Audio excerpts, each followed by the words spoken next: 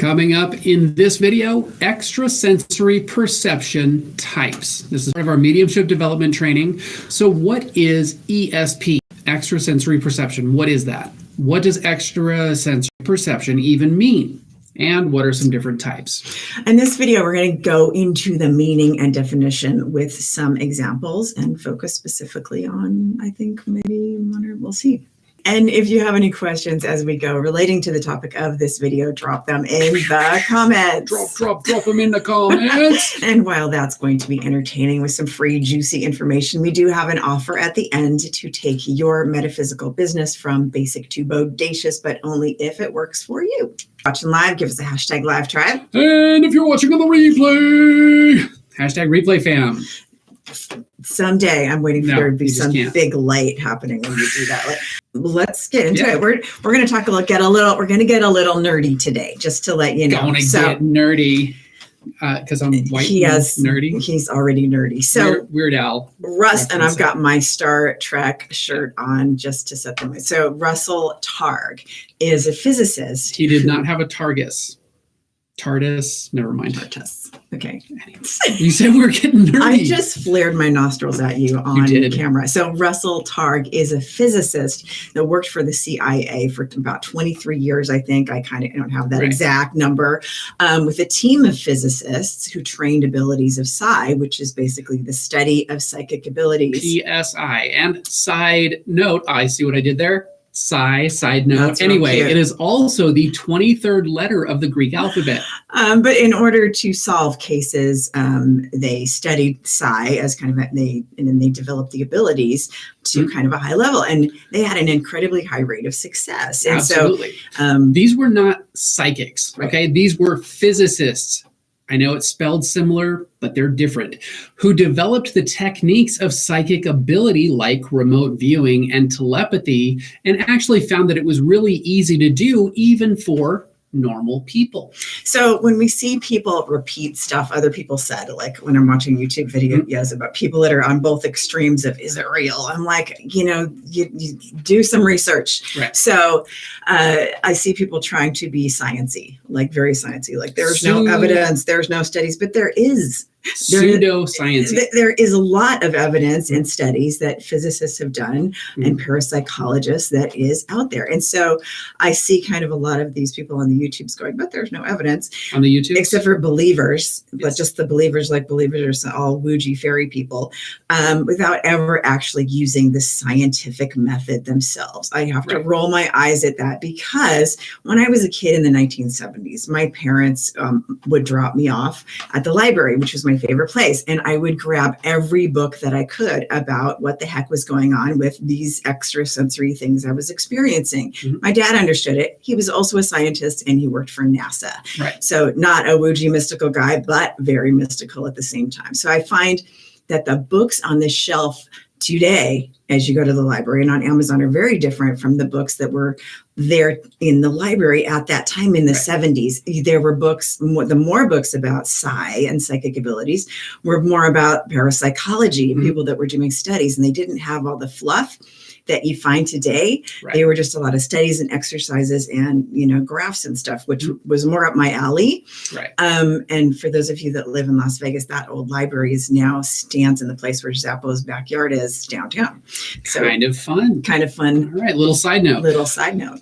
All right. So 2,000 years ago, Buddhist philosophers actually theorized, because of the phenomena that they observed, that we are quite possibly non-local beings, with a non-local awareness that is independent of space and time. So 2,000 years ago, they were thinking about some of the things that today's physicists are now playing and experimenting and evolving into. And this is what I'm talking about when I see people going to the extreme of it's all fake, because people have been studying this stuff for like thousands legitimate people, not fake people, not just your bookstore psychic, right? So not that there's anything wrong with that, but I'm just saying you can't base all the research on just the people that, anyway, expand your mind is what I'm telling you. So I heard CIA researcher physicist Russell Targ say recently that what was considered parapsychology yesterday, as in the time I was at the library in the 1970s looking up books, are things that physicists are now studying today. And some ESP types are remote viewing, psychometry, precognition, basically any of the psychic senses that you're aware of or that you may have heard about or Googled, including telepathy. And we're going to get into some of these more deep today. It says remote viewing has always interested me. Absolutely. And this is what the CIA and physicists were studying. What was really fun and interesting was he has I think his book, one of his books is called The Reality of Psi or The Reality of ESP, or I don't remember, but maybe I'll post it in the comments. But he was talking about a study. They had to bring a control subject in for a while. And so they got their friend who was an artist that came in, and they were like, we need a control subject. So they would give her, control experiments to do. And she would actually tap in and draw pictures of things that they were like in the next room or across a thing or in another state that they were testing as a control. And they weren't expecting that to happen. It's just that she got out of her way and she would draw things that were, remote viewed. She would remote view, and she really didn't consider herself a psychic at all. Normal people with normal senses could also do this. Yeah. In controlled experiments. Scientific method applied galore. A long time ago, 1970s, 1960s. Now it's time. Now it's time for the good stuff. ESP basically means extrasensory perception, which is basically the perception beyond your normal senses. Right. And in this day and age, this was a phrase that was coined, a while ago in the 70s as kind of a general catch-all phrase for all of your extra senses. Well, now, studies have gone forward, and I was reading an article in Scientific America that was talking about, we have 40 plus senses. So we sense on very, very specific and micro levels all the time, and all of these senses are always engaged. So who's to say where the borderline between normal senses and psychic senses begins? Right. Okay. And a couple of those senses, just to let you know, are the passing of time. You've also got senses that can tell elevation and speed that you're going. Those are in addition to our normal 5 senses. 5. So let's talk about telepathy a little bit, because I want to kind of get down, because that's kind of the one we think of as very basic, right? So telepathy at its simplest explanation is mind-to-mind communication, either between two living beings or a living being and a spirit. Non-living being. If you want to go into mediumship, it would be that, but Right. But parapsychologists have theorized that communication may not always be, strictly speaking, telepathy. And really, by the time the signal gets to the brain in the form of telepathy, it is, for the most part, impossible to know. And does it really matter, right? As long as the answer is the answer. So they were kind of, one of the theories is that you're picking it up in different senses, maybe through psychometry or some other sense. And by the time it gets to your brain, it might appear like telepathy when actually it's some other sense. But does it matter if the information you're getting is what you need? So information can arrive through many different senses and be sent through signal pathways. Told you we're going to get nerdy today, and pop into the mind in the same way that telepathy does. Right. Okay. For instance, information that may be picked up through touch, for example, but transmitted and translated into the brain can sometimes feel like telepathy, but by definition actually isn't. But it kind of actually is. So some of these pathways may not be, by the strictest sense, psychic. Things like subliminal perception, which is where you are picking up information all the time that you're not consciously aware of, that gets dropped into your conscious mind. That would be an example of subliminal perception. Right. But I like to think of senses as just senses. Right. And for me, like I said, a lot of my study about this stuff when I was a kid was really from the field of parapsychology. It wasn't from the field of New Age and spiritual blah and metaphysics, because that's not the stuff you found in the library at the time. Right. Now it is. So it makes it much easier to let go when you just go from macro to micro to everything in between. it makes it much easier to let go instead of trying to figure out all of the things and just play with it. Also, by letting go, you improve your abilities this way rather than trying to micromanage and categorize and name every single thing. Sense it, send it, figure it out later. Send it. So basically, you are a whole sensing instrument. And when we try to like compartmentalize our senses or ourselves, we're not making as good of a use as our senses as we could. Or as fast of an improvement. Yes. So I'm going to tell you a little story about food telepathy, which is kind of a fun thing. Hashtag Heather story time. Heather story time. So when I was pregnant with my son, Christian, okay, I don't eat things like chili cheese dogs. Okay, I just don't. So not to be a food snob, but I had this sudden urge to have this chili cheese dog with all the things on it. And it was just a ridiculous thing. And my husband at the time, kid's dad, baby daddy, he said, you don't eat stuff like that. What the heck? I was like, I need it now. We're going there and we're going to get me a chili cheese dog. And he's like, who are you? What alien has abducted you? I ate this chili cheese dog. Well, my son loves chili cheese. I mean, he's such a food consumer, right? So we had a running joke because I didn't have the same thing with my daughter, who is a super picky eater and allergic to everything and just ate completely differently. But I was craving the things that he liked. Mm-hmm. So we had a joke that it was like food telepathy. It was our first instance of food telepathy, but that would have been funny on its own, but it continued into childhood with my son. Mm-hmm. There would be an item on the grocery list that he really, really, really wanted. Or actually, no, there wouldn't be an item on the grocery list, but I'd go to the store and he'd be like, I really want this thing. And it would pop into my head and it wasn't a normal thing on the grocery list. Mm-hmm. And he would be like, oh, I wanted that. Or it would happen in reverse. Like when he was driving, I would think, I really wish I had this thing. And he'd be at the store and he'd get it. Mm-hmm. And it was an anomaly. And, or if he was going out we still do it today. Mm-hmm. Like he'll come out, I'll think of like, I really wish I had a frozen lemonade. He'll go, I think I'll stop at Chick-fil-A and get mom a frozen lemonade. Then there was a time when the kids actually, after I come into the picture, the kids actually did this on purpose. So Christian had realized that he had like food telepathy powers. Magic gifts of. That we had this thing, that had been going on since I was pregnant with him. And so he took his baby sister upstairs, which used to be above where our healing room was in our old house.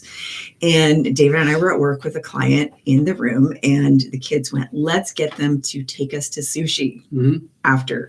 Okay. And so they sat up in the room and were like sending telepathic images of sushi in the middle of the session. David and I are like, oh my gosh, I'm so hungry. Yeah. And all these like sushi urges were not that it doesn't happen all the time. Yeah. Let's be honest.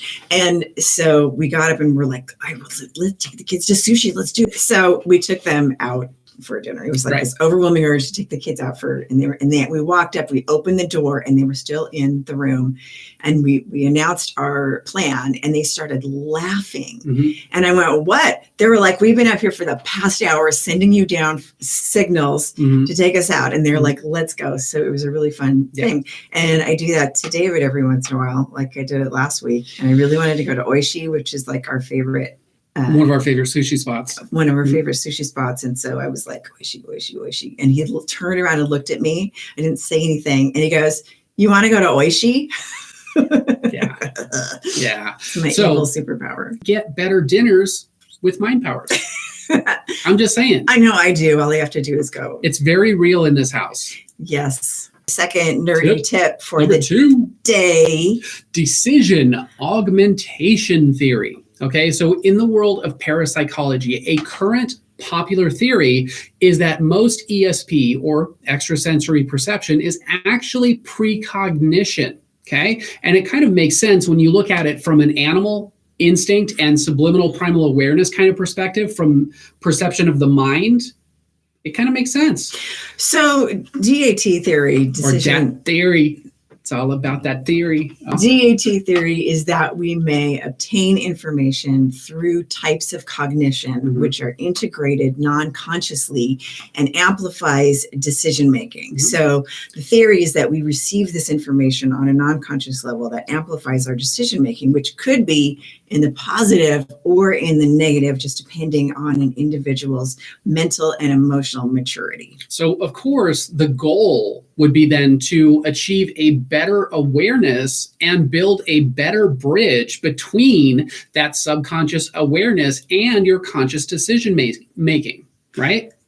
Which also kind of begs the question, why not retrocognition as well, which is remembering things or knowing things that happened before you that you had no awareness of. So an example of that is when Heather talks about a memory or a shared memory with the children, I will actually get the sensation, get the feeling, get the memory as if it were my own. It's a crazy, wild experience. And when I communicate like I'm a part of it, and it's like, but wait, you weren't there.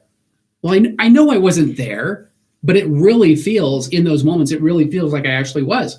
So with this idea that we are in reality a non-local awareness, right, with a temporary physical body that is independent of space and time, we have the ability to time travel in theory. So time travel, I mean, we're not talking about physically, we're talking about consciousness. Yes. So I'm going to give you an example and let you decide, because it's kind of a crazy story that happened in 3 parts. So it has to do with 3 different dreams, my mom's and mine as a kid, and mine when I was pregnant with my daughter. I guess I'm telling 2 pregnant stories. Maybe I do a lot of telepathy when I'm pregnant.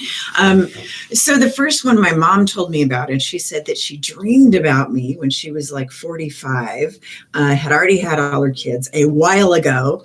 And she said she kept having a dream of a little girl in an elevator that was about 3 years old. And she'd reach down and the little girl would look up and she looked a very specific way. And she said, I knew you were coming. And then you were trying to tell me in this elevator that there was one more kid. So 10 years after my mom had all her kids, I popped in and she was like 46 years old, 45, 46 when I was born. She was done having kids. I'd be pretty upset if I had a kid at 45. But so anyway, she's like, the little girl in the elevator was you. When you were that age, that was you. She said, you were sending me a message that I'm coming, hold off. Mm-hmm. So then I had a recurring dream about a little girl that I was going to have. And I thought she was going to be my first child, but no, I had a son.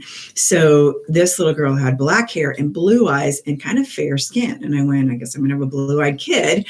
And she was born with blue eyes and black hair. Mm-hmm. And then and fair skin, and her hair fell out and kind of grew in blonde like her dad's. And then when she got teenagers, she started dyeing it straight and black again, which was really interesting because then she looked straight. She dyed. It wasn't curly. She was born curly, and he was black and with blue eyes when she was a teenager. And I went, "That's what you look like in my dreams as a little when I was a little kid." Mm-hmm. Then when I was pregnant with Savannah, I had a dream that I was pregnant in my dream and went back in time, walked up the sidewalk of my mom's house, and I met her as she was pregnant with me. Like in my dream, my mom opened the door. She was pregnant with me. I told my mom about the dream and about the things we talked about and what was in the space. And she goes, that happened. She said, that was what that looked like. That's what I was going through. That was what was happening. It was like we had a meeting, 2 pregnant women in this dream, discussing being pregnant, and you're pregnant with me. I'm pregnant with your granddaughter. It was kind of a trippy dream, but my mom actually confirmed some of the details in it. So that to me is sort of like beyond just extrasensory perception and into the realm of time travel. But I don't think that's out of the realm of possibilities for everybody. Mm-hmm. Once you kind of tap in and become more aware of your ability to kind of toggle back and forth in time like that. Or I should say beyond the realm of subliminal perception. Right. Okay. So the details that were shared and validated go way beyond anything that Heather could have possibly known. And that kind of falls into the types of thing that Russell Targ and physicists are studying, like how is that possible that we can go forward, see examples of things that happen, go backward and see examples things that happen, right, without any knowledge, right, without any validated experience or details of the situation. So how are we doing so far? I know it's Monday, guys, but we're screening into the week. This making sense to you? Whole time. If you had a choice, which gift would you want to have on lock? The ability to have telepathy whenever you wanted it, or levitation? Which one would you want? Just curious. We want to know. Inquiring minds want to know. I want teleportation personally, but that's not on the list. There's 2 choices and that's it. So let's get into tip number 3, making telepathy natural, because we want to be able to use our gifts in a natural, easy way and not pile all sorts of crazy stuff on top of it. Right. Tough choice. Got a bunch of telepathies, and yeah, Jen, it is a tough choice. Personally, I want teleportation. I'm sticking to teleportation. That's what I'm saying. I'm actually putting a 3rd poll option, teleportation. So telepathy, levitation, or teleportation. Changing the poll up. All right. Okay, so making telepathy natural. How do you increase your awareness and the gift of telepathy?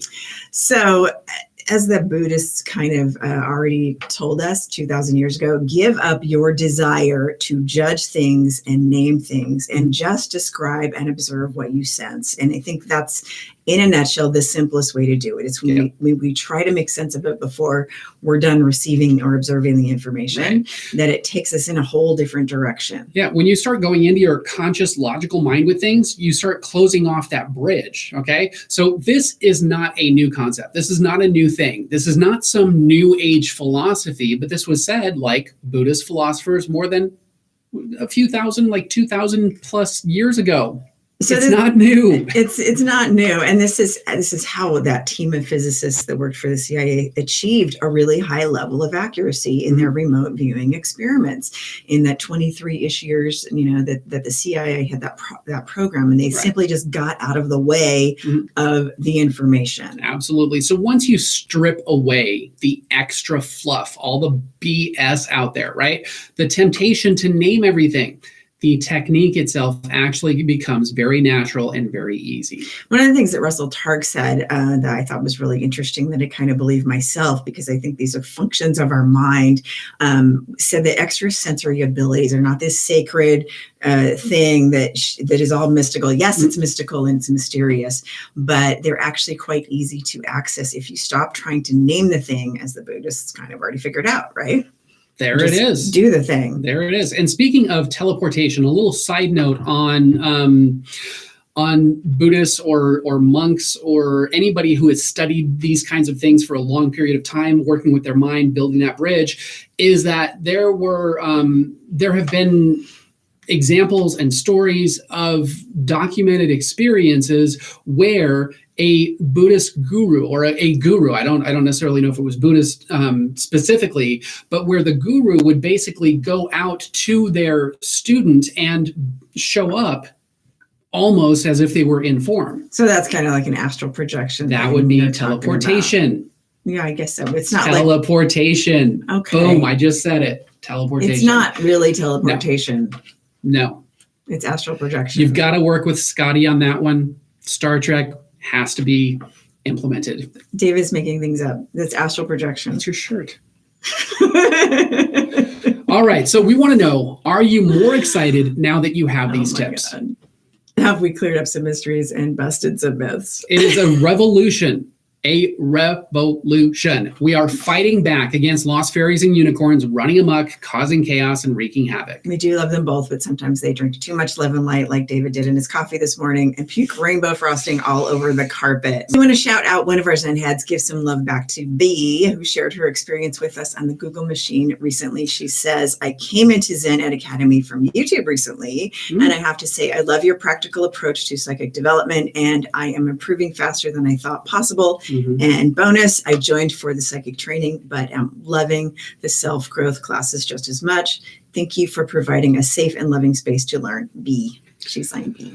Now it is time for that offer to take your metaphysical business from basic to bodacious, but only if it works for you. We've learned that self-growth and developing your superpowers go together like sushi, Sapporo, and sake. And that is why we created our signature subscription membership, Zen Ed Academy. Let's find out if this is right for you. Are you tired of my personal favorite, people telling you that the intuitive arts are satanic or goaty?